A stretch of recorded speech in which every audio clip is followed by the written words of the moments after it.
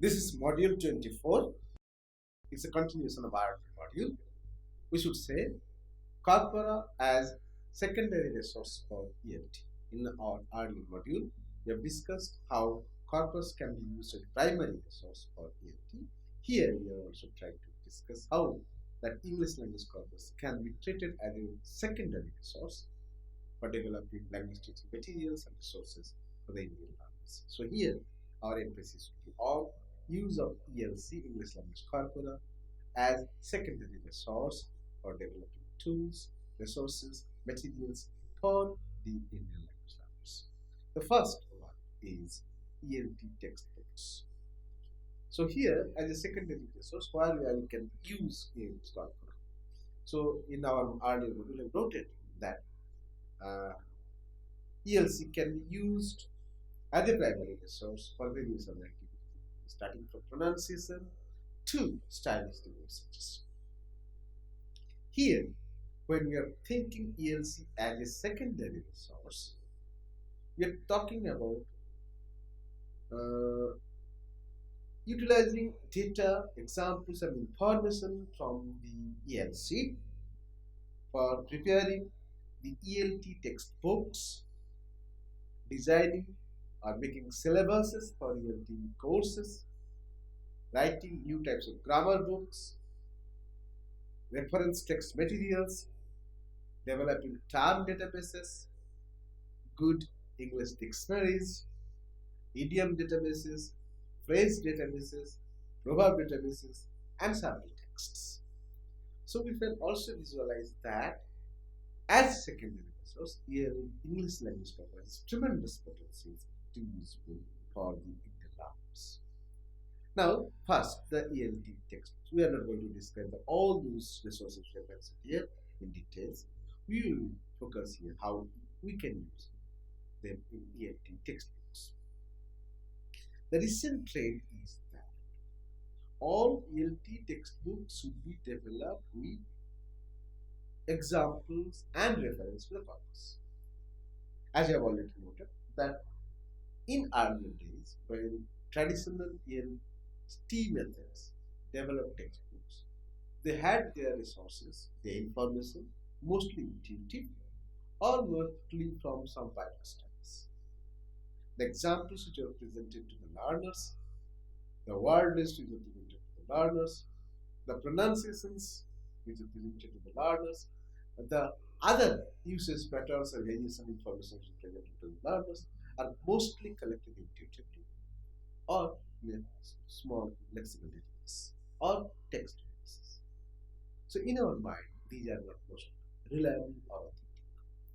Now, we are claiming that all the text materials, ELT text materials, need to be developed with data and subjected to ELC.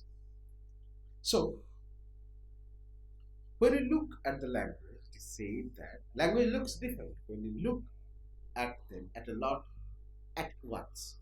That means when we have a large number of data with us, we can find out what are the important things, what are the important resources, what are the important items, what are the important elements that should go in the teaching of ELT.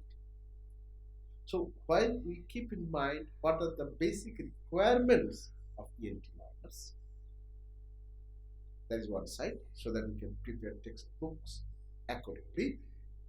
The reverse, we also need to find out what is most recurrent, most frequent, most common, or most used in English grammar. So those materials also need to be considered to be included into the ELT textbooks. So the argument is very simple. We want a kind of textbooks which are made with examples, with data, with information from corpus. Obviously, this has tremendously more advantages for the learners. First, it gives the learners a kind of confidence that what we are learning is actually being used by the native people.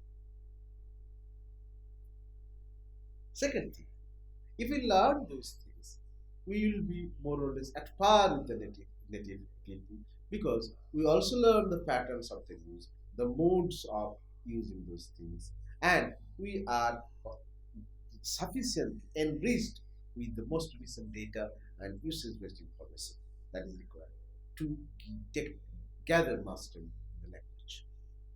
So one can be specific in choice of words, in choice of lexical stock, in choice of grammar, and all those things. An important thing we can also see is that suppose we are trying to teach those sentence constructions types to the learners. So it is always better that if our textbook contains those frequent sentence patterns which are observed in the use of the native English speakers.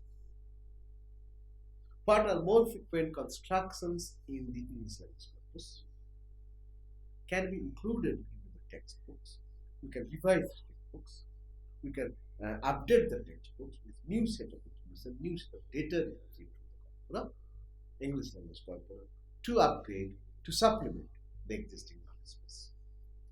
So here the argument is very simple, that take as much of data from the raw corpus, or English language corpus, usage-based data, and supplement, change, revise, or make new textbooks to the learners, for the learners, so that they are more updated, more equipped, and more empowered with a new set of resources to learn the language. Next, ELC based or ELC based dictionary for the learners.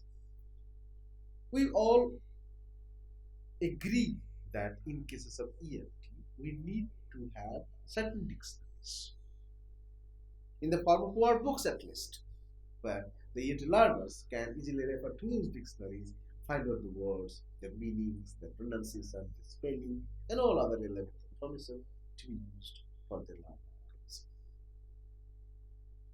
But normally what happens, the dictionaries which are given to the learners, we call it a learner dictionary, or table dictionary, or pocket dictionary, or school dictionary, or column dictionary, to the learner normally they actually refer to those dictionaries to empower themselves to learn our various usages. Now if we have a corpus based dictionary, that is far more powerful to the learners, because in corpus based dictionaries, which we discuss in subsequent modules of corpus based dictionary can develop, we can note that here the preference are given only the usage based examples. The examples of usage of the words are actually collected from the corpus. So the learners know how those words are actually being used in the real sense. Also, their basic senses, sense denotations, is also collected from the corpus. The most frequent sense which are captured in the corpus are naturally produced in the dictionary. So, not only the meaning, not the usage, and all other things, the corpus-based dictionaries are highly useful for the learners for learning English. So, what happens? What are the basic advantages of this dictionary? It includes the most frequently used English words collected from the ELT. So, usually contains the most frequently used words, say 5,000 most frequently used words. So the learners have a kind of confidence that if we can learn those 5,000 words, perhaps they are far better equipped to deal with the language, to use the language in different ways, and to interact, to communicate in a far better way. Second, words collected from ELC will be stored in an alphabetical order, so they can clear an idea, also frequency information, so they can highlight which words are more frequent and which are entitled to be included in the dictionary. Each word will include at least 10 examples of their sense variations collected. So primarily three things are addressed: most frequently used words, words are arranged in alphabetical words, and the basic primary senses, primary 10 senses at least, are produced to the learners so that they know how to do that, how to use them, how to assimilate them, and how to make them more equipped with new set of data, new language, new information, which is recurrent, frequent, common, and used in vogue among the English language speakers. Here I am giving you an example to show how the sense variations of word need to be learned by the learners. These are examples taken from the British National Corpus to show that how a particular word can have 5 different meanings or different senses, and ELT learner must learn all those things to have certain amount of mastery in the sense variations of words in English. The word is here deliver. The lady has delivered a girl child at the hospital. The teacher has delivered a fine lecture in the class. The courier boy has delivered the packet in the afternoon. The leader has delivered a long talk at the rally. And the bowler delivered a googly at the left-hander in the first over. If you look at these 5 examples, which are taken from the English language corpus, clearly show that the word deliver has been used in 5 different senses. So as a learner, English language learner, we need to have all the senses presented in the dictionary. So dictionary will have all the words as well as their sense variations, usages. So what happens? A conceptual frame if you formulate, if you refer to the figure 2 here, you can find out that in cases there are several rules embedding into those usages. The rule 1 is if that word belongs to the domains of medical science, it usually refers to the sense of giving birth of a child. But in cases of rule 2, if it is a discourse is classroom discourse, it refers to teach something to the learners.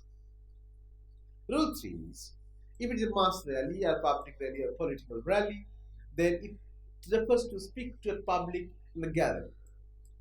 Rule 4 says if it is a courier service, then it to carry or to give something is the basic sense of the word delivery.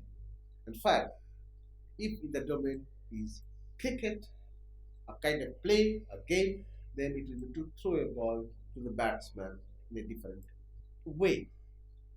So what we find here is that the term has a broad conceptual net or frame where we can find out it has 5 different broad senses based on the discourse structure or discourse domain, and everywhere it has a different meaning.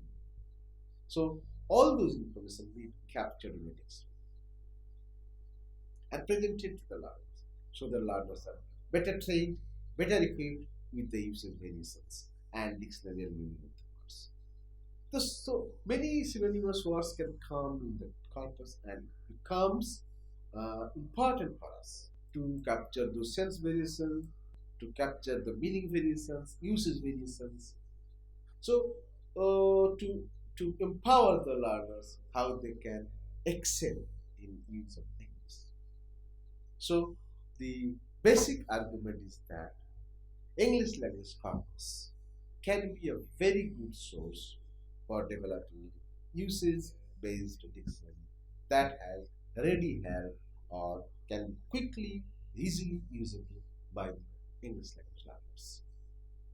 And it has several pedagogical but after that there is also, if we are talking about a dictionary of words which are most frequently used and usage based to be given to the ELT students.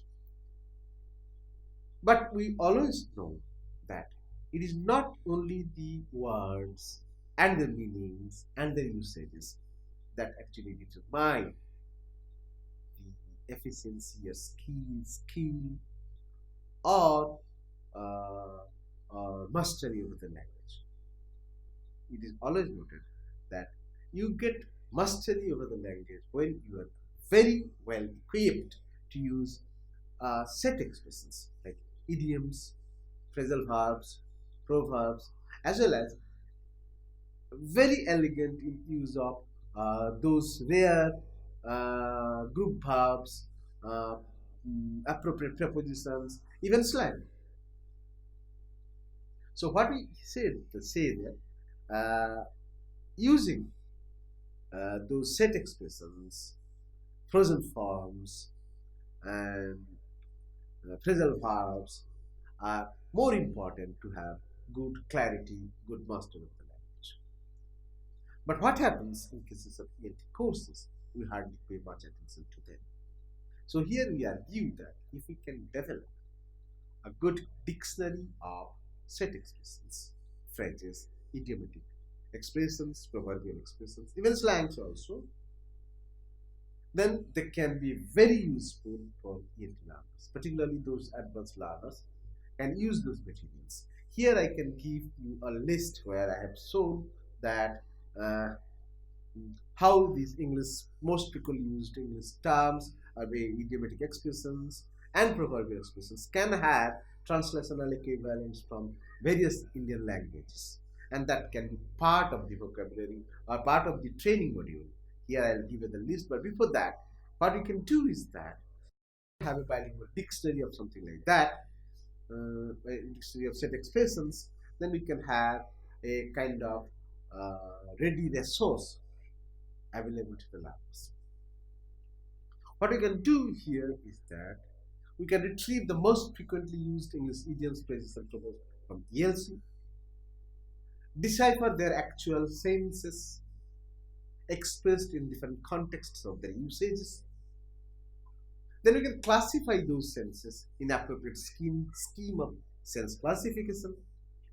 Then we can find out the appropriate translation equivalents of those expressions, set expressions from different native languages, say Bangla, Hindi, Oriya, Tamil, Malayalam, or Konkani, or Marathi, or Gujarati, or some other languages. Then we can supply these appropriate matches, generating a dictionary of idioms, bilingual dictionaries.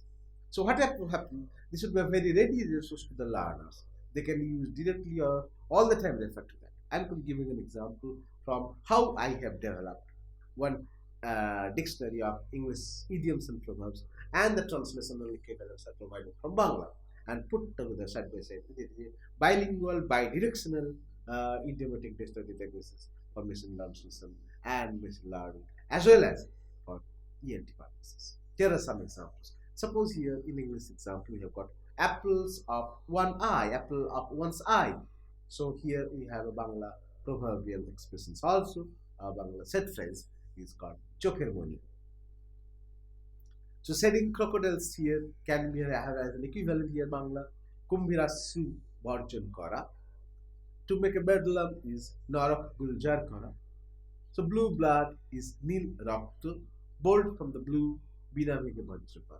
So this is a long example list which shows that it is very much possible to collect the set expressions, idioms, proverbs, and other properties, something like that, from English language corpus, process them, and generate translational equivalents from the target languages, and to produce that dictionary both in digital form, mostly preferably digital form, also printed form is also available if possible to the learners, so that learner can directly refer to those things and can empower themselves with more power or more stock of vocabulary and stock of set expressions, so that they can have good mastery of the language.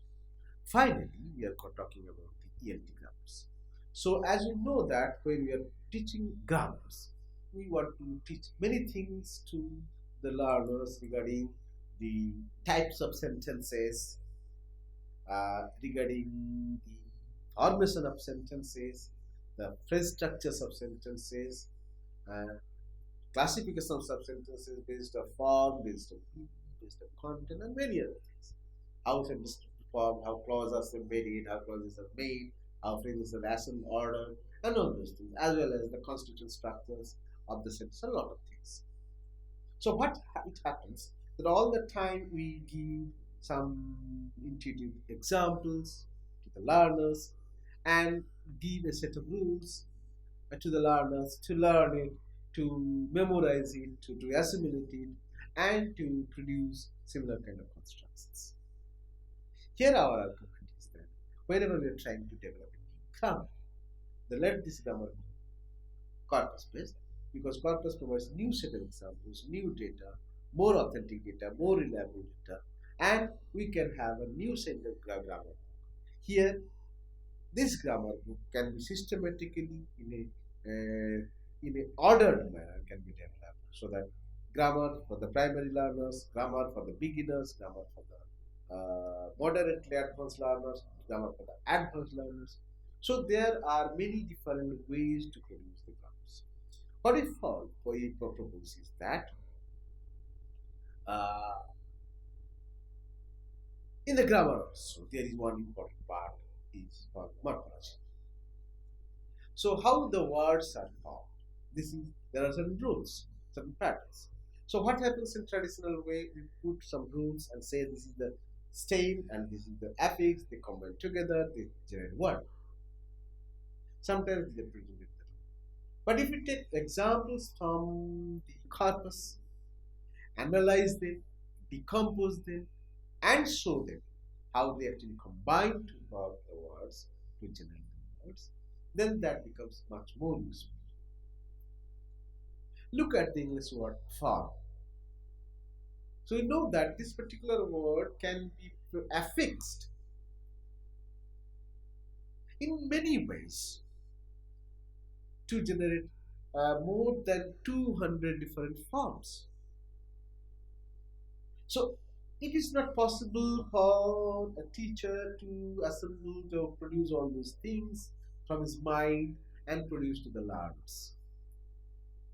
And to show that for the different word formation mechanisms or strategies or rules are applied here. But it is very much possible that to collect all the forms of the word form from the corpus, classify them systematically, arrange them, and show how those are formed by combinations of different word formative elements. So what we say is that teaching grammars to ELT learners is very much useful or very much helpful, beneficial if it is based on corpus. So here what we have said or we have tried to argue or establish that English language corpus is a good resource for English language teaching purposes. It has two broad applications. One is it can be used as a primary resource in classroom teaching, where learners directly can access those resources, materials, or text material or corpus, the data itself, to address various questions and queries and problems of language teaching. Thus, they can benefit a lot directly with reference to the corpus. On the other hand, this ELC corpus can be utilized as a store of used data, resource of various varied data of texts of different types to be used for developing English teaching materials, textbooks, grammar books, study materials, course materials, even redesign the teaching syllabus, dictionaries, monolingual dictionaries, bilingual dictionaries, as well as the bilingual dictionaries of set phrases, idioms, proverbs, and others. In both cases, these are far more advanced, far more usable and user-friendly, and more authentic and helpful for language teaching. So our suggestion here is that if we want to enrich the English skill of English or ability in English of the learners, then we definitely need to refer to the English speech and text corpora, which are now easily available both in raw and processed manner for daily usage and applications in English language teaching. Thank you.